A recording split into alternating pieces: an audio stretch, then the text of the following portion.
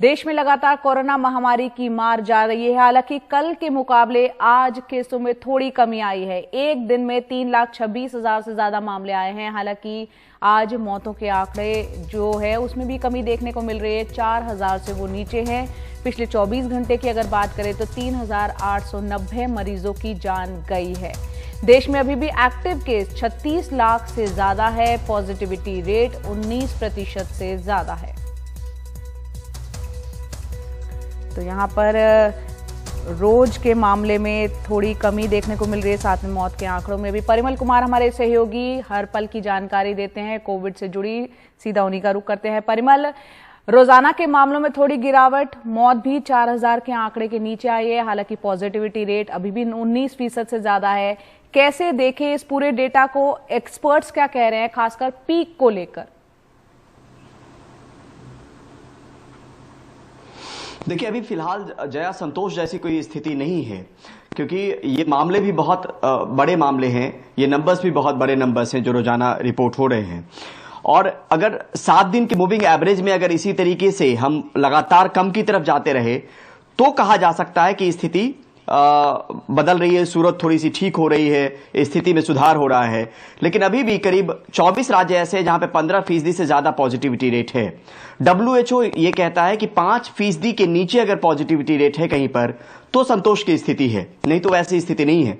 यानी भारत के जो अधिकांश राज्य हैं वहां पर या तो 10% से ज्यादा या 15% से ज्यादा पॉजिटिविटी रेट है। देश की पॉजिटिविटी रेट भी देखें तो करीब 20 के आसपास है। तो फिलहाल संतोष जैसी चीज नहीं है। जो डेथ के आंकड़े हैं, मार्च से अगर अभी तक अगर आप देखें तो 1 लाख लोगों की करीब करीब जान गई है। जो सरकारी आंकड़े हैं, जो आंकड़े स्वास्थ्य मंत्रालय जारी करता है उसके मुताबिक मार्च, अप्रैल और मई के 15 दिनों में 1 लाख लोगों की जाने गई हैं। जबकि भारत में जो डेथ रिपोर्ट हुई है अभी 2,66,000 के आसपास जो है वो डेथ रिपोर्ट हुई है। तो इतनी जाने जो है सिर्फ इस बीच में गई हैं। पीक को लेकर कोई अनुमान अभी फिलहाल नहीं लगाया जा रहा है, लेकिन यह जरूर कहा जा सकता है कि टेस्ट में भी कमी आई है और उसकी कई वजह भी होती है। छुट्टियों के वक्त में टेस्ट में कमी आती है। लेकिन यह मानकर अभी नहीं चलना होगा कि स्थिति नियंत्रण में है या स्थिति से हम निपट रहे हैं या स्थिति में कोई सकारात्मक हम रोल जो है वो देख रहे हैं कि आने वाले दिनों में नंबर्स गिरने शुरू हो जाएंगे। अभी भी थोड़ा सा इंतजार करना चाहिए। 7, 8, 10 दिन का जब हम एवरेज देखेंगे और इसी तरीके से गिरावट लगातार होती रही तो मानकर चलेंगे कि फिर ये राहत की बात है। दूसरी नंबर चीज ये कि गांव के इलाकों में जिस हिसाब से इंफेक्शन फैल रहा है उसको लेकर एक नीति जो वीके पॉल हैं, जो नीति आयोग के सदस्य हैं और स्वास्थ्य मंत्रालय ये बना रहा है। पिछले साल भी ये नीति बनी जरूर थी, अब उसको नए सिरे से रिवाइज करने की कोशिश हो रही है।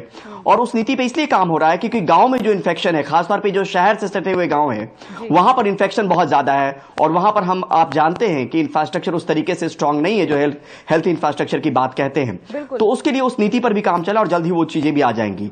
एक और बात आप यहाँ पे बताना जरूरी है कि आजकल में प्लाज्मा थेरेपी को लेकर भी एक नई गाइडलाइन आएगी। यानी जिस हिसाब से प्लाज्मा को लेकर हमने शोर देखा, अब ये ICMR ने कहना शुरू जरूर किया है कि ऐसे कोई प्रमाणिक हमारे पास दस्तावेज नहीं है जिससे ये पता चलता है कि प्लाज्मा जीने मरने का सवाल होता है, यानी इससे बहुत राहत या सुधार होती है। तो नई गाइडलाइन भी आजकल में प्लाज्मा थेरेपी को लेकर आने वाली है। जी, प्लाज्मा को लेकर परिमल कई बार पहले भी बातें उठी हैं कि वो कितनी कारगर होती है नहीं। हालांकि कुछ गंभीर मरीजों में ये कारगर भी साबित हुआ है।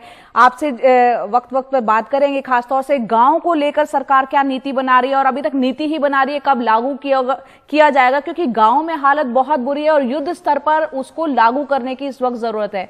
बहुत बहुत शुक्रिया परिमल हमसे जुड़ने के लिए और ये तमाम जानकारी देने के लिए।